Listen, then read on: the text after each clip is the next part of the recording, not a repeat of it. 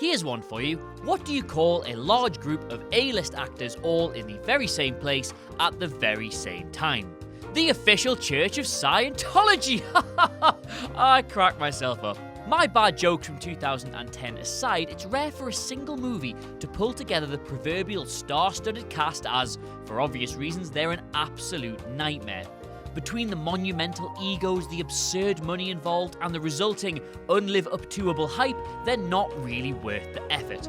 That's why it's always such a pleasant surprise to watch a film bursting with star power that actually manages to be, well, quite good. Which makes you wonder why these movies didn't get the acclaim they were due. I'm What Culture's Adam Cleary, and these are 10 underrated movies with jaw-dropping ensemble casts. But before we begin, why not subscribe to stay notified? Ding, ding, done. Number 10, The Outsiders. Away from a typical brat pack flick, you'd be hard-pressed to find a film from the 80s with this much star power blasted all over its face. Let's review. C. Thomas Howell went on to utterly dominate that decade. Matt Dillon became a household name thanks to his diverse turns in comedies, dramas, and erotic thrillers. Rob Lowe and Patrick Swayze became the biggest heartthrobs in Hollywood, I'm told. Ralph Macchio and Emilio Estevez became the Karate Kid and Billy the Kid, respectively. Diane Lane is one of the most respected actresses of her generation, and Tom Cruise just happened to become planet Earth's most insane man. Number 9, Ocean's 13.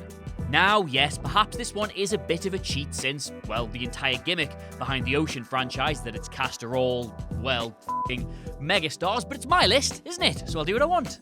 Clooney, Pitt and Damon all received plaudits for how revitalised they were in their roles, while the other members of the gang, Elliot Gould, Don Cheadle, Casey Affleck, Scott Kahn, Bernie Mac, Chabot O'Kin, Eddie Jemison and Carl Reiner were also there. But the real breath of fresh air comes from Al Pacino, which is a sentence I never expected to say outside of a chewing gum advert.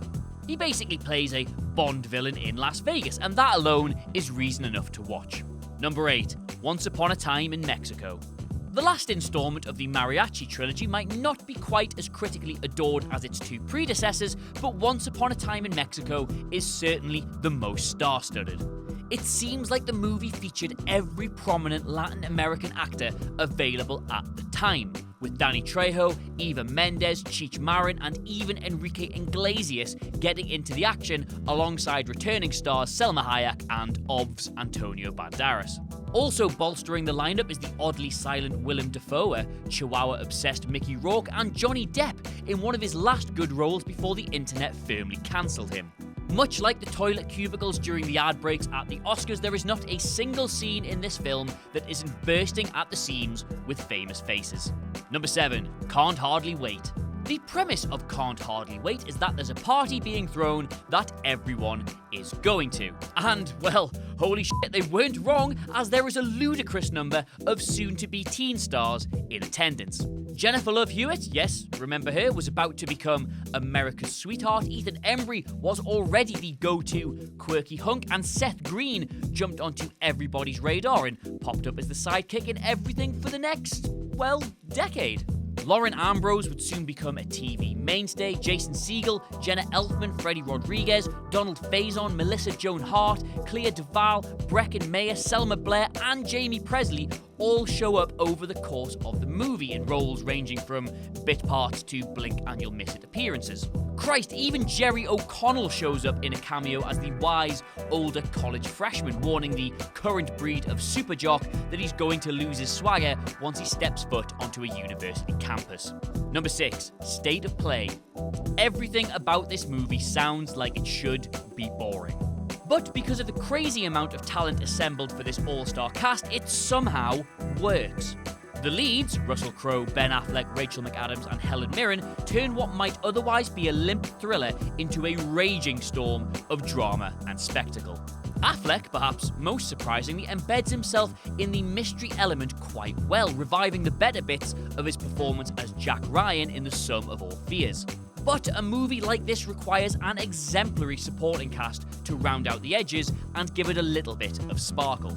Enter Jason Bateman playing against type as a flamboyant publicist, Jeff Daniels as the smarmy conservative politician, and Robin Wright holding down the fort in her thankless role as the air quotes wife. Also, Viola Davis shows up for literally one scene as a coroner and pretty much steals the show. Number 5. Mars Attacks. Look, was it just me, or was this film brilliant? Earnest sci-fi beats absurdist humour. Burton should just do what I do and wear the critical disdain like a badge of honour. Just in terms of casting though, and remember, that's what this list is about, Mars Attacks knocks it out of the park. Jack Nicholson is at his absolute hammiest as the President of the United States, while Glenn Close perfectly handles the snobbery of his First Lady. Elsewhere, Pierce Brosnan gets to play the pipe-smoking, womanizing scientist he was born for, Pam Grier shows up to do the no-nonsense thing she does so well, and Annette Bening is an absolute delight as the spiritually enlightened alcoholic. Plus, several other big names make the absolute most of their unusually small screen times. Danny DeVito, Martin Short, Sarah Jessica Parker, Michael J. Fox, Natalie Portman, Jack Black, Christina Applegate, and Tom Jones. It's basically Independence Day for people who aren't afraid to just fucking have it. Number 4. Mystery Men.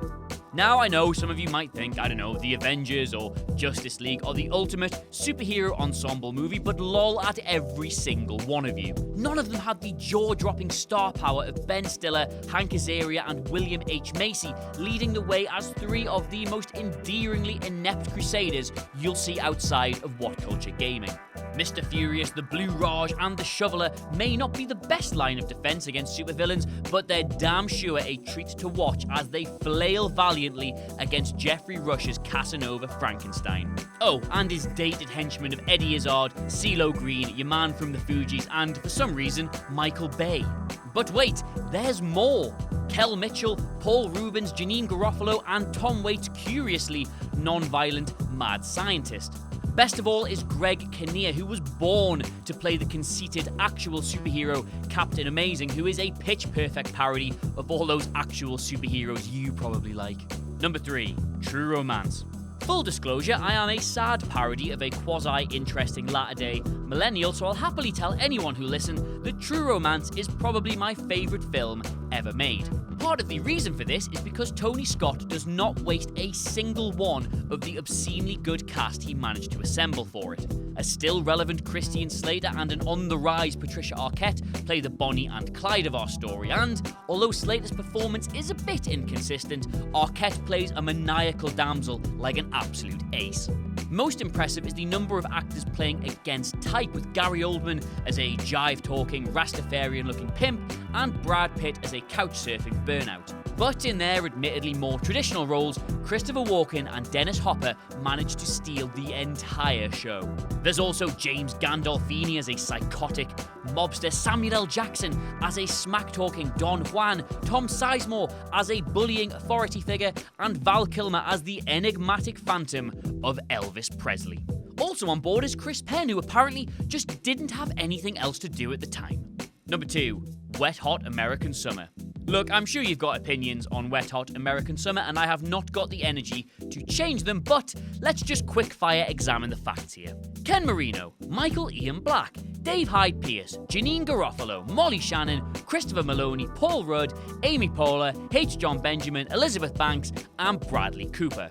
Now, if this film was as bad as people tell me it is, those names would not have gone on to be as successful as they were, now would they? Number 1. Bobby. The fact that Emilio Estevez's superbly directed Bobby wasn't even nominated for an Oscar is, according to the person who wrote my script, one of the biggest oversights the Academy has made. Rather than turn his pseudo biopic into a direct portrait of Robert F. Kennedy, Estevez instead decides to paint stories of those who were at the Ambassador Hotel the night he was assassinated.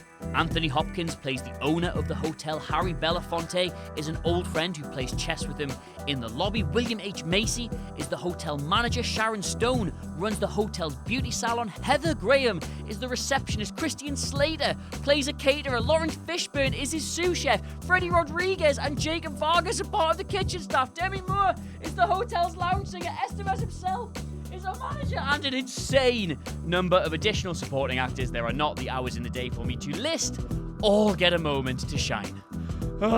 So that is our list. What other underrated movies had jaw-dropping ensemble cast? Let us know in the comments below, and don't forget to like, share, and subscribe. Until next time, though, I've been What Culture's Adam Cleary, and I'll see you soon. Well done, you made it all the way to the end of the video. Now, I'm not just here to increase our market share with women aged 18 to 35, but to tell you to watch one of these other videos we've made that are probably quite good. So, go on.